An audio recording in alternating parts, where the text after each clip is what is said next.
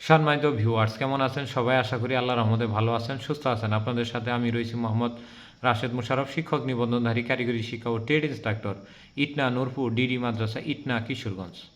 সম্মানিত ভিউয়ার্স, আমার নিজ জেলা জামালপুর ও নিজ উপজেলা সরিষাবাড়ি উপজেলা। আপনারা দেখছেন job teachers TV. Job teachers টিভির পক্ষ থেকে সম্মানিত ভিউয়ার্স ভাই ও বোনদের জানাই আন্তরিক শুভেচ্ছা ও অভিনন্দন।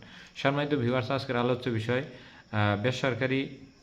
বেসরকারি স্কুল, মাদ্রাসা এবং কারিগরিতে বিএড স্কেল সম্পর্কে সংক্ষিপ্ত আলোচনা। সম্মানিত ভিউয়ার্স, এমপিওভুক্ত স্কুল, কলেজ, মাদ্রাসা এবং কারিগরি শিক্ষা প্রতিষ্ঠানের সহকারী শিক্ষক হতে গেলে আপনার ক্ষেত্র বিশেষ 11টি সাবজেক্টে আপনার বিএড করা লাগে এবং 4-5টি সাবজেক্টে আপনার বিএড ছাড়াও বিএড লাগে না, এবং এসএসসি ভোকেশনাল ট্রেড ইন্সট্রাক্টরদের বিএড লাগে না। কিন্তু যাদের বিএড লাগে, বিএড হলো একটি কোর্স যেটি শিক্ষক নিবন্ধন পরীক্ষা পাশ করার পরে কিংবা আগে আপনার অনার্স পাস থাকলে আপনি করে নিতে পারবেন, এবং এই বিএড কোর্সটি করা হয় একটি আমাদের উচ্চতর স্কেল পাওয়ার জন্য, অর্থাৎ 10ম গ্রেড পাওয়ার জন্য।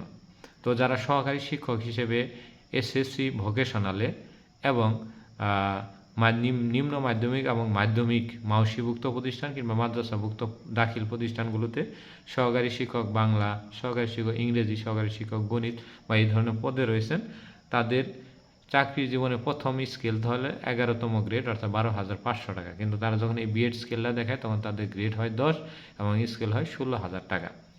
এই বিএড এই স্কেলটা আপনার 16,000 টাকা করা হয়ে থাকে। আর বেসরকারি স্কুলে এই বিএড ছাড়া আপনি উচ্চতর গ্রেড বা এই 10ম গ্রেড পাবেন না। এই জন্য যারা সহকারী শিক্ষক হবেন বা সহকারী শিক্ষক পরীক্ষা দেওয়ার ইচ্ছা রয়েছে, যদি আপনাদের সুযোগ থাকে তাহলে আগেই বিএডটা করে নেবেন। যদি আগে বিএডটা করে নেন তাহলে সরাসরি প্রথমে সহকারী শিক্ষক হিসেবে 10ম গ্রেডে ঢুকতে পারবেন। তাতে আপনার কিন্তু বেতনের মানে আপনার সহকর্মীর সাথে আপনার বেতন আকাশ আর পাতালের ব্যবধান থাকবে। তাই সম্মানিত ভিউয়ার্স, যারা বসে রয়েছেন শিক্ষক নিবন্ধন পরীক্ষার সামনে দিবেন কিন্তু এখন অনার্স পাস করা শেষ, এর পাশাপাশি যদি বিএডটি করতে পারেন তাহলে সবচেয়ে ভালো হবে। যদি আপনি এমপিওভুক্ত শিক্ষা ব্যবস্থায় আসতে চান, আর যদি এমপিওভুক্ত শিক্ষা ব্যবস্থায় না আসতে চান তাহলে সেক্ষেত্রে বিএড করার কোনো দরকার নেই। কিন্তু পরবর্তীতে বিএড করতে গেলে অনেকটা সময় সাপেক্ষ ব্যাপার এবং আপনার স্কিল কম থাকার কারণে আপনার কিন্তু ওই বেতনে চলাটা অনেকটা কঠিন হয়ে যায়। তাই সহকারী শিক্ষক যারা বিএড ছাড়া শিক্ষা প্রতিষ্ঠানে যুক্ত হবেন বা এই যে সহকারী শিক্ষক হিসেবে, তারা 12,500 টাকা স্কেলে আনুষঙ্গিক সব মিলিয়ে নতুন যে সিস্টেম নিয়ে রয়েছে অনুদান সহ 1,000 টাকা প্রণোদনা সহ প্রায় 13,700 টাকা পান, এবং যারা 10ম গ্রেডে যুক্ত হন তারা 16,900 টাকা পান, মানে 10% কেটে এটি পান। তো সেক্ষেত্রে যদি আপনি 10ম গ্রেডে যান তাহলে কিন্তু আপনি প্রায় 17,000 টাকার মতো প্রথম মাসে বেতন পাবেন।